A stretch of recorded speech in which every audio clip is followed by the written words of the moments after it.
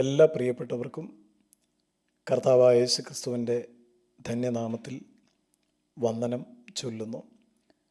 2026 എന്ന പുതിയ വർഷത്തിലേക്ക് നമ്മൾ പ്രവേശിച്ചു. ഒത്തിരി പ്രതീക്ഷകളും അപ്പോൾ തന്നെ ഒരുപാട് ആശങ്കകളും അനേക പ്രിയപ്പെട്ടവരുടെ ഹൃദയത്തിലുണ്ട്. നാം ജീവിക്കുന്ന ലോകം അനുദിനം വഷളായിക്കൊണ്ടിരിക്കുന്നു എന്നുള്ളതാണ് അതിൻ്റെ കാരണം. മനുഷ്യൻ്റെ സ്വാർത്ഥത വർദ്ധിക്കുന്നു, പാപം പെരുകുന്നു. എല്ലാവരും അവരവരുടെ കാര്യം നോക്കി ജീവിക്കുന്ന ഒരവസ്ഥയിലേക്ക് എത്തിക്കൊണ്ടിരിക്കുന്നു. പൗലോസ് അപ്പോസ്തലൻ ഫിലിപ്പിയ ലേഖനത്തിൽ പറയുന്നത് പോലെ ഓരോരുത്തൻ സ്വന്തം കാര്യമത്രേ നോക്കുന്നത്, യേശുക്രിസ്തുവിൻ്റെ കാര്യം ആരും നോക്കുന്നില്ല.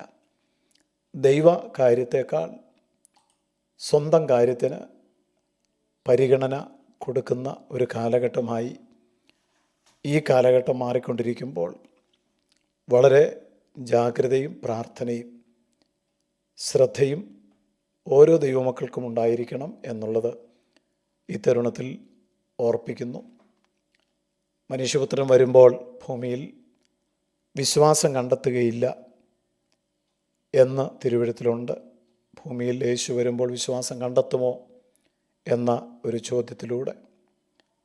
അതുകൊണ്ട് കാഴ്ചയാൽ ജീവിക്കുന്ന മനുഷ്യരുടെ നടുവിൽ ഞങ്ങൾ കാഴ്ചയാലല്ല വിശ്വാസത്താൽ അത്ര ജീവിക്കുന്നത് എന്നുള്ള ദൈവവചനത്തിൻ്റെ അനുസരണം ഉള്ളവരായിട്ട് ജീവിപ്പാൻ നമുക്കെല്ലാവർക്കും ദൈവം കൃപ നൽകട്ടെ. സഭാപ്രസംഗിയുടെ പുസ്തകം 7-ാം അധ്യായം 8-ാമത്തെ വചനത്തിൽ ഒരു കാര്യത്തിൻ്റെ ആരംഭത്തേക്കാൾ അതിൻ്റെ അവസാനം നല്ലത് എന്ന് പറഞ്ഞിരിക്കുന്നു. തുടക്കവും ഒടുക്കവും എല്ലാ കാര്യങ്ങൾക്കും തുടക്കമുണ്ടാകും, ഒടുക്കം ഉണ്ടാകും. തുടക്കമാണോ നല്ലത്, ഒടുക്കമാണോ നല്ലത് എന്നുള്ളത് ഒരു വലിയ വിഷയം തന്നെയാണ്. പലരുടെയും ആത്മീയ ജീവിതത്തിൻ്റെ തുടക്കം ഗംഭീരമായിരുന്നു, എന്നാൽ ഒടുക്കം വളരെ മോശമായിട്ട് പര്യവസാനിച്ചത് കാണുവാൻ കഴിയുന്നു. തുടക്കം ഗംഭീരമല്ലെങ്കിലും ഒടുക്കം വളരെ ഗംഭീരമായി അവസാനിപ്പിക്കണം. എൻ്റെ നിര്യാണകാലം സമീപിച്ചിരിക്കുന്നു. ഞാൻ നല്ല പോർ പൊരുതി, ഓട്ടം ഓടി, വിശ്വാസം കാത്തു എന്നുള്ള പൗലോസിൻ്റെ ലോകപ്രസിദ്ധമായ വിശ്വാസ പ്രഖ്യാപനം നമുക്കും ഏറ്റുപറയുവാൻ തീർച്ചയായിട്ടും കഴിയണം. ഇത് പറയുവാനുള്ള കാരണം നക്ഷത്രങ്ങളെപ്പോലെ, ജ്യോതിസുകളെപ്പോലെ പ്രകാശിച്ച് വളരെ പ്രതീക്ഷകൾ ദൈവത്തിനും ദൈവസഭയ്ക്കും ഉണ്ടായിരുന്ന പല പ്രിയപ്പെട്ടവരും ഇന്ന് നമ്മോടൊപ്പം ഇല്ല എന്നുള്ളത് ദുഃഖകരമല്ലേ? പാപം അവരെ നശിപ്പിച്ചു. ദ്രവ്യാഗ്രഹം, ദുർമോഹം, അത്യാഗ്രഹം, സ്ഥാനമാനങ്ങളോടുള്ള പദവി, അങ്ങനെ പിശാച് ഇട്ടുകൊടുത്ത ചൂണ്ടയിൽ അവർ കൊത്തി സാത്താൻ്റെ കയ്യിലകപ്പെട്ടു പോയി. ദേമാസ് ഈ ലോകത്തെ സ്നേഹിച്ച് എന്നെ വിട്ടുപോയി എന്ന് പൗലോസ് പറഞ്ഞതുപോലെ ദൈവത്തെ സ്നേഹിപ്പാൻ ഇറങ്ങിത്തിരിച്ച പലരും ലോകത്തെ സ്നേഹിച്ച് ദൈവത്തിൻ്റെ ശത്രുക്കളായിട്ട് മാറിക്കഴിഞ്ഞു. ലോകസ്നേഹം ദൈവത്തോടുള്ള ശത്രുത്വം എന്ന് തിരുവെഴുത്ത് പറയുമ്പോൾ ഈ ലോകത്തോട് അനുരൂപപ്പെട്ടുകൊണ്ട് ജീവിക്കുന്ന ഒരു ജീവിതം പലരും നയിക്കുന്നു. അതുകൊണ്ടാണ് ആരംഭത്തേക്കാൾ അവസാനം നല്ലത് എന്ന് പറയുന്നത്. നല്ലൊരു ആരംഭം എപ്പോഴും നല്ലതാണ്. നല്ല ആരംഭത്തിന് മാത്രമേ നല്ല അവസാനം ലഭിക്കുകയുള്ളൂ. അല്ലാത്തതൊക്കെ ദുഃഖത്തിലും ശാപത്തിലും ഒക്കെയാണ് അവസാനിക്കുന്നത്. അതുകൊണ്ട് നമ്മുടെ ജീവിതം വളരെ ശ്രദ്ധയോടുകൂടി മുന്നോട്ട് പോകേണ്ടത് ആവശ്യമാണ്.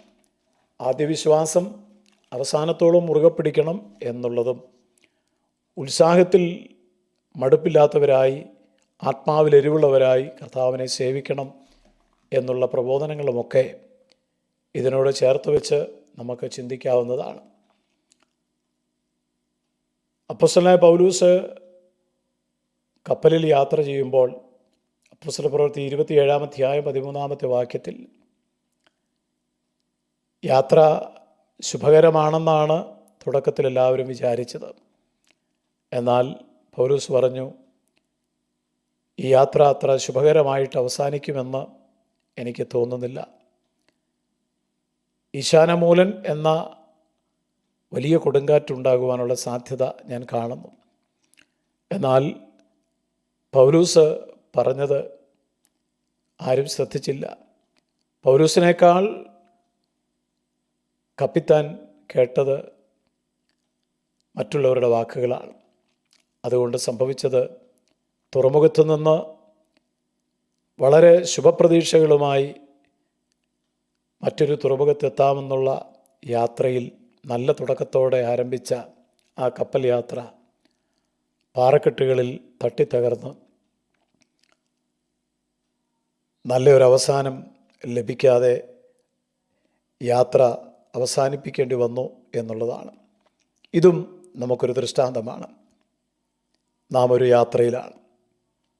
ഈശാനമൂലൻ എന്ന കൊടുങ്കാറ്റും പലവിധമായ പ്രതിസന്ധികളും കാറ്റും കോളും നിറഞ്ഞ ലോകമാകുന്ന സമുദ്രത്തിലൂടെ യാത്ര ചെയ്യുന്ന വിശ്വാസ കപ്പലിൽ യാത്ര ചെയ്യുന്നവരാണ് നാം.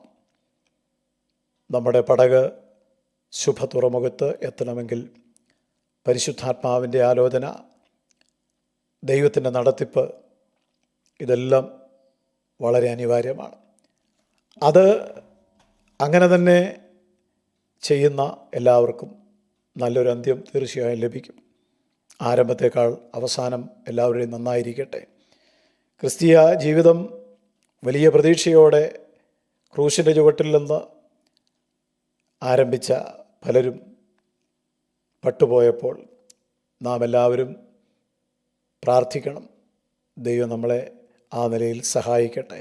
കർത്താവ് വചനങ്ങളാൽ നമ്മെ അനുഗ്രഹിക്കട്ടെ.